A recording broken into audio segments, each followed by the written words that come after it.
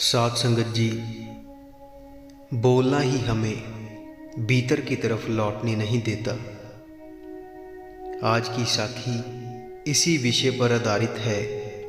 आइए बड़े ही प्रेम और प्यार के साथ आज का यह प्रसंग श्रवण करते हैं।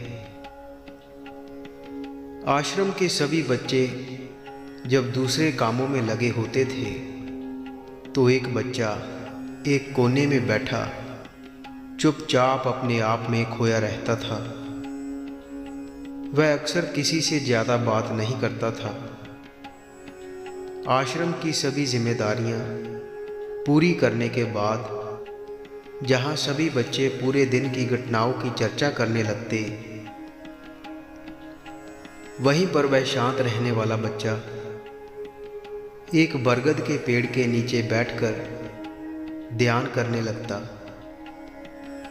सभी बच्चों को आश्चर्य होता था क्योंकि उसका कोई दोस्त नहीं था। वह अक्सर आश्रम में अकेला ही घूमता रहता था। यह देखकर उसके गुरु को बड़ी प्रसन्नता होती थी। उसे लगता था कि कोई तो है आश्रम में जो मौन यानी कि चुप रहने की ताकत को समझता है, उसके महत्व को समझता है। आश्रम के बारे में जब भी कोई जरूरी निर्णय लेना होता, उसकी राय जरूर लिया करते थे। लेकिन यही बात गुरुजी के एक दूसरे शिष्य को बड़ी खटकती थी। वह गुरुजी का प्रिय शिष्य बनना चाहता था, इसलिए वह गुरुजी के सामने दूसरे बच्चों के कामों में कुछ ना कुछ कमियां निकालते रहता था, जिससे गुरुजी उसे महान समझने लग जाए। अक्सर वह अपनी जिम्मेदारी पूरी तरह से निभाने का दिखावा भी करता, चाहे उससे कोई सलाह ना भी मांगे, लेकिन फिर भी वह उन्हें अपनी सलाह देता रहता था। वह बहुत वाचाल शिष्य था और आश्रम के दूसरे सभी बच्चों में बहुत प्रसिद्ध भी था, क्योंकि वह सबसे हंसी मजाक करता रहता था, उनसे बातें करता रहता था। इसलिए उसकी सबसे दोस्ती हो गई। लेकिन जब आश्रम के गुरुजी उसकी राय ना लेकर दूसरे बच्चों की राय लेते थे, तो यह बात उसे बड़ी खटकती थी। उसे लगता था कि वह दूसरे बच्चों से ज़्यादा बुद्धिमान है, लेकिन गुरुजी फिर भी उसकी तरफदारी करते थे। ऐसा नहीं था कि गुरुजी को उसके स्वभाव के बारे में पता नहीं था, लेकिन गुरुजी उसे अपने तरीके से सीख देना चाहते थे, ताकि उसकी ज़्यादा बोलने की आदत, दिखावा करने की आदत, दूसरों में कमियां निकालने की आदत हमेशा हमेशा के लिए ख़त्म हो जाए और वह मौन रहकर ध्यान की गहराइयों को छू पाए। असल में हर सच्चे गुरु की यही इच्छा होती है। वह किसी तरीके से उस वाचाल शिष्य को एहसास कराना चाहते थे कि चुप रहने से ही उस असीम सत्य को जाना जा सकता है। उस विराट का एहसास चुप होकर ही किया जा सकता है। एक दिन गुरुजी को कोई तरीका सूझा। उन्होंने आश्रम के सभी बच्चों को अपने पास बुलाया और कहा कि मैं तुम सभी को दो दो हिस्सों में बांटकर अलग अलग गांव में शिक्षा मांगने के लिए भेज रहा हूँ, और जो भी दो बच्चे सबसे ज़्यादा भिक्षा मांगकर लाएंगे, उन दोनों को आश्रम की सभी जिम्मेदारी निभाने का मौका दिया जाएगा। अपनी बात जारी रखते हुए गुरुजी ने बताया कि भिक्षा मांगने से हमारा अहंकार खत्म होता है, इसलिए पूरे मन से भिक्षा मांगे। कोई भी इस काम को औपचारिकता में ना ले, वरना वह अपने जीवन का बहुत बड़ा ज्ञान खो देंगे। आश्रम के गुरुजी ने जानबूझकर वचाल शिष्य और चुप रहने वाले शिष्य की जोड़ी बना दी। वचाल शिष्य के मन में एक ही बात चल रही थी कि उसे मौका मिला है, गुरुजी को दिखा देगा कि वह कितना प्रतिभाशाली है। दोनों ने आपस में अपनी सहमति से निर्णय लिया कि दोनों गांव के अलग अलग कोनों में जाकर भिक्षा मांगेंगे, भिक्षा मांगना शुरू करेंगे ताकि भिक्षा मांगने का काम जल्दी खत्म किया जा सके। चुप रहने वाला हर द्वार पर जाकर अपने हाथ जोड़कर अपना भिक्षा का पात्र उनके सामने कर देता। उसके चेहरे पर एक सादगी और उसकी आंखों में निम्रता होती, जिससे भिक्षा देने वाले भिक्षा देकर अपने आप को अनुग्रहित समझते थे और दूसरा वाला हर द्वार पर जाकर उनको कुछ ना कुछ ज्ञान देने लगता, जिसे ज़्यादातर लोग उसे बिना दिए ही लौटा देते थे। पूरे गांव में भिक्षा मांगकर जब दोनों गांव के बीच मिले तो वचाल शिष्य ने देखा कि चुप रहने वाले शिष्य के पास उससे दोगुनी भिक्षा है। यह देखकर उसके मन को ठेस पहुंची, लेकिन जब वह दोनों दीक्षा का सामान लेकर आश्रम की तरफ जा रहे थे तब वह वचाल शिष्य को एक चालाकी सूझी। उसने चुप रहने वाले शिष्य से कहा कि हमें अपनी भिक्षा इकट्ठी कर लेनी चाहिए। गुरुजी ने हम दोनों को एक साथ भिक्षा लाने के लिए कहा था।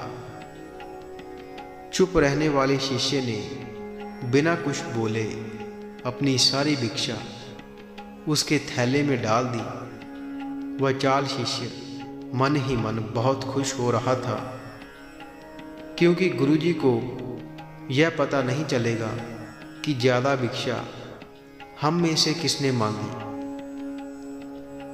उसे लग रहा था कि गुरुजी मुझे प्रतिभावान समझेंगे, इसलिए उसने एक तरकीब लगाई। सभी शिष्यों के आने के बाद संध्या के समय जब सभी के भिक्षा पात्र लिए गए तो इन दोनों शिष्यों की भिक्षा सबसे ज़्यादा निकली। गुरुजी ने इन दोनों का अभिवादन करते हुए आश्रम के सभी बच्चों के सामने उनकी पीठ थपथपाते हुए उन्हें मुबारकबाद दी और कहा कि मैं आश्रम का कार्यभार तुम दोनों को नहीं दे सकता। इससे आपसी मतभेद होने का खतरा रहता है, इसलिए तुम दोनों में से जो ज़्यादा भिक्षा लेकर आया है, आश्रम की जिम्मेदारी उसे ही सौंपी जाएगी। जब उन्होंने उनसे पूछा कि तुम में से ज़्यादा भिक्षा कौन मांग कर लाया है, तो वचाल शिष्य ने कहा कि गुरुजी, मैं इससे दोगुनी भिक्षा मांग कर लाया था, लेकिन मुझसे गलती हो गई कि मैंने वह दोनों ही एक थैले में डाल दी। मुझे नहीं पता था कि आप ऐसा निर्णय लेने वाले हैं, वरना मैं अपनी अलग ही रखता। इस पर चुप रहने वाले से पूछा कि क्या तुम इसकी बात से सहमत हो? क्या तुम इससे कम दीक्षा लेकर आए थे? यह सुनकर चुप रहने वाले ने कहा कि गुरुजी, मेरे पास कोई साधन नहीं है जिससे मैं साबित कर पाऊँ कि मैं इससे ज़्यादा भिक्षा लेकर आया था। असल में ये उल्टा बोल रहा है, यह मुझसे कम लेकर आया था और इसी ने मुझे एक थैली में डालने की बात कही थी। आश्रम से कुछ दूरी पर एक पहाड़ी थी, जिसके पीछे सूरज अभी अभी संध्या के समय ढल रहा था। गुरुजी को तो पता था कि सच कौन बोल रहा है, लेकिन बाकी बच्चों के सामने सच साबित करने के लिए उन्होंने उन दोनों से एक सवाल पूछा कि पीछे पहाड़ी पर तुम्हें क्या दिखाई दे रहा है? तो यह सुनकर वचाल शिष्य बोल पड़ा कि गुरुजी, पहाड़ी के पीछे सूरज अपना रंग बिखेर रहा है आसमान में लालिमा छाई हुई है। बहुत ही सुंदर दृश्य है। वह तो और भी बहुत कुछ कहना चाहता था, लेकिन गुरुजी ने उसे चुप कराते हुए दूसरे शिष्य से जवाब जानने के लिए जब उसकी तरफ देखा तो उसकी आंखों में आंसू भरे हुए थे। श्रद्धा, भक्ति और प्रेम से उसकी आंखें भर आई थी। गुरुजी को उससे पूछने की जरूरत ही नहीं पड़ी। गुरुजी ने सभी बच्चों को संबोधित करते हुए कहा कि मैंने सवाल किया था कि पहाड़ी के पीछे तुम्हें क्या दिखाई दे रहा है। ज़्यादातर लोगों को यही दिखाई देगा कि एक बहुत सुंदर दृश्य है, लेकिन मज़े की बात यह है कि सुंदरता बोलकर नहीं बताई जा सकती, उसे महसूस किया जा सकता है और सामने वाला वह सुंदरता को अपनी आंखों में देख पाता है। चुप रहने वाले शिष्य की तरफ इशारा करते हुए गुरुजी ने कहा कि असल में सुंदरता इस बच्चे ने देखी है। दूसरे बच्चे ने सिर्फ सुंदरता की व्याख्या की है, लेकिन इसने वास्तविकता में उस सुंदरता को महसूस किया है। अपने आप को ऊंचा दिखाने की सभी कोशिशें नाकाम होती देख वह चाल शिष्य वहीं पर फूट फूट कर रोने लगा। उसको चुप कराते हुए गुरुजी ने कहा कि बेटा, मुझे पहले से पता था कि तुम झूठ बोल रहे हो, लेकिन मैं तुम्हें उस झूठ का एहसास कराना चाहता था। सभी बच्चों को संबोधित करते हुए गुरुजी ने बताया कि शब्द जाल की तरह होते हैं। हमारे ज़्यादा बोलने की वजह से बहुत सारी समस्याएं पैदा होती हैं। जब कोई आदमी एक बात को बढ़ा चढ़ाकर बोल देता है तो उसे सिद्ध करने के लिए और शब्दों के जाल में फंसता चला जाता है, और इसी वजह से अंतर्मुखी होने के बजाय वह बाहरमुखी होता चला जाता है। वहीं पर जिस व्यक्ति को अपनी अंतर यात्रा करनी होती है, उसे सबसे पहले चुप रहना सीखना होता है। ज़रूरत से ज़्यादा बोलना या फिर हर वक्त बोलते ही रहना, यह सब हमारी अंतर यात्रा में बाधा बन जाती है। जब आप चुप रहने का अभ्यास करते हैं तो आप अपने साथ वक्त बिताने लगते हैं, जिससे कि आप अपने एकांत को जान पाते हैं। और एक बार अगर मन में एकांत स्थापित हो जाए तो आपकी आंखों में, आपके चेहरे पर वह सादगी, एकांत, स्पष्टता की झलक, सब कुछ सामने नजर आने लगता है। कुछ साबित करने को नहीं रह जाता, कुछ बताने को नहीं रह जाता, सब कुछ आंखों में देखा जा सकता है। चुप रहने वाले शिष्य की तरफ इशारा करते हुए गुरुजी ने कहा कि अभी जो दृश्य इस बच्चे ने देखा वह ज़्यादा बोलने वाला आदमी कभी नहीं देख पाएगा। वह अपनी बुद्धि से तर्क वितर्क करता रहेगा कि उसे क्या क्या दिखाई दे रहा है, लेकिन उसमें महसूस कुछ भी नहीं कर पाएगा। उसे दिखाई दे जाएंगे पहाड़, सूरज या फिर उसकी लालिमा, लेकिन उस सुंदरता को, उस विराट को उसको कभी नहीं देख पाएगा। अगर चुप रहने की कला सीखनी है तो तुम्हें सबसे पहले एक बात ध्यान रखनी होगी कि तुम्हें किसी को भी प्रभावित करने की कोशिश नहीं करनी है। ज़्यादातर लोग इसी वजह से ज़्यादा बोलते हैं क्योंकि वह दूसरों को प्रभावित करना चाहते हैं, अपने आप को साबित करना चाहते हैं, और उस साबित करने के चक्कर में और शब्दों के जाल में फंसते चले जाते हैं, और धीरे धीरे वही उनकी आदत बन जाती है। अगर कोई व्यक्ति दूसरों को प्रभावित करना चाहता है तो कितने लोगों को प्रभावित कर पाएगा। उसकी भूख बढ़ती जाएगी और इस संसार में सभी को कभी भी प्रभावित नहीं कर पाएगा। इसलिए यह समझने की बात होती है कि बाहरमुखी होने की बजाय हम अंतर्मुखी होकर अपने आप को समझ सकते हैं। अपनी बातों को ख़त्म करते हुए गुरु जी ने अपना आखिरी संदेश दिया।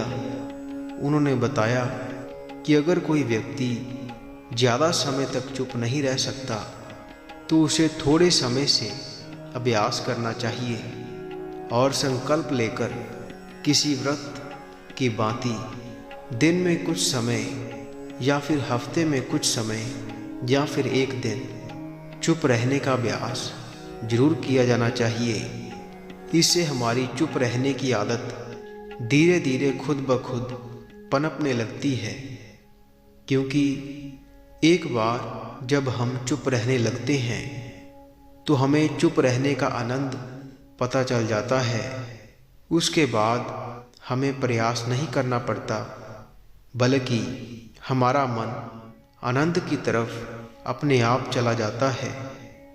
चुप रहने की कला सीखने के बाद आपकी बुद्धिमानी और आपकी स्पष्टता दोनों में बहुत ज़्यादा फायदा होगा। वास्तविकता में जिसे दर्शन कहते हैं वह मौन रहकर ही किया जा सकता है। इसके बाद सभी बच्चों ने कुछ समय चुप रहने का संकल्प लिया। गुरुजी ने अपनी बात खत्म कर दी और सभी बच्चे रात्रि का भोजन करने के लिए एक साथ भोजन कक्ष में पहुंच गए। सत्संग जी, इसी के साथ हम आपसे इजाज़त लेते हैं।